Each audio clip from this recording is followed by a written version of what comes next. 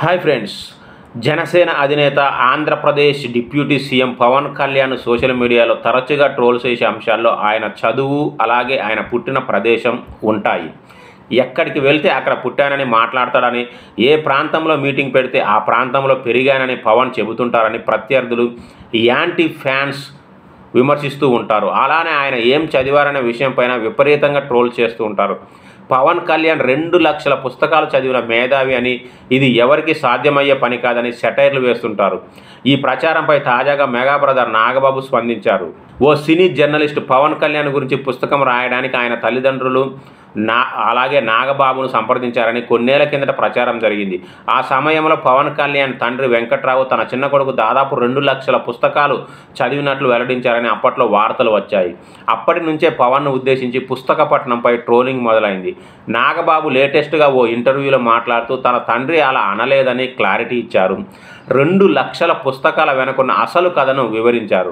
పవన్ కళ్యాణ్ పుస్తక పఠనం గురించి తమ తండ్రి వెంకట్రావు ఒక సందర్భంలో ఓ జర్నలిస్టుకు ఇచ్చిన ఇంటర్వ్యూలో మాట్లాడారని, కానీ ఆయన చెప్పిన విషయాన్ని సదరు సినీ జర్నలిస్ట్ మరోలా రాశారని నాగబాబు అన్నారు. పవన్ దగ్గర 2 లక్షల రూపాయల విలువైన పుస్తకాలు ఉన్నాయని చెబితే 2 లక్షల పుస్తకాలు చదివినట్లు రాశాడని వివరణ ఇచ్చారు. ప్రపంచంలో ఎవరూ అన్ని పుస్తకాలు చదవలేరని, తాను 2 లక్షల పుస్తకాలు చదివినట్లు పవన్ కూడా ఎప్పుడూ చెప్పలేదని అన్నారు. నా కొడుకు పవన్ కళ్యాణ్ 2 లక్షల పుస్తకాలు చదివాడని మా నాన్న చెప్పినట్లుగా ఎవరో సినీ జర్నలిస్ట్ రాశారు.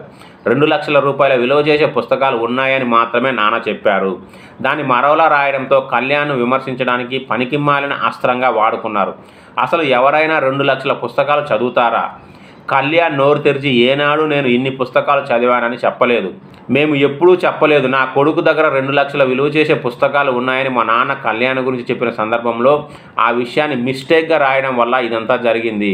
నా చిన్న కొడుకు బాగా చదువుతాడు, ఆధ్యాత్మికత చింతన ఎక్కువ అనే ఫీలింగ్లో ఆయన అలా చెప్పారు అని నాగబాబు తెలిపారు. పవన్ కళ్యాణ్ పెద్దగా చదువుకోకపోయినా చదువు పట్ల ఆసక్తి ఉందనే సంగతి పలు సందర్భాల్లో ఆయనే స్వయంగా వెల్లడించారు. ఆయన ఇంట్లో ఒక పెద్ద లైబ్రరీ ఉందని, వివిధ అంశాలకు సంబంధించిన పుస్తకాలను సేకరిస్తుంటారని సన్నిహితులు చెబుతుంటారు. పవన్ కూడా తరచుగా చేతిలో ఏదో ఒక బుక్ పట్టుకొని కనిపిస్తుంటారు. తన ప్రసంగాల్లో కూడా పుస్తకాల నుండి సేకరించిన విషయాలను ప్రస్తావిస్తుంటారు. ఉప ముఖ్యమంత్రిగా బాధ్యతలు చేపట్టిన తర్వాత ఆయన చుట్టూ పుస్తకాలు, ఫైల్స్ పట్టుకొని స్టడీ చేస్తున్న ఫోటో ఒకటి అప్పట్లో తెగ వైరల్ అయ్యింది. ఇప్పటికీ ఆ ఫోటోతో పవన్ ట్రోల్ చేసేవారున్నారు.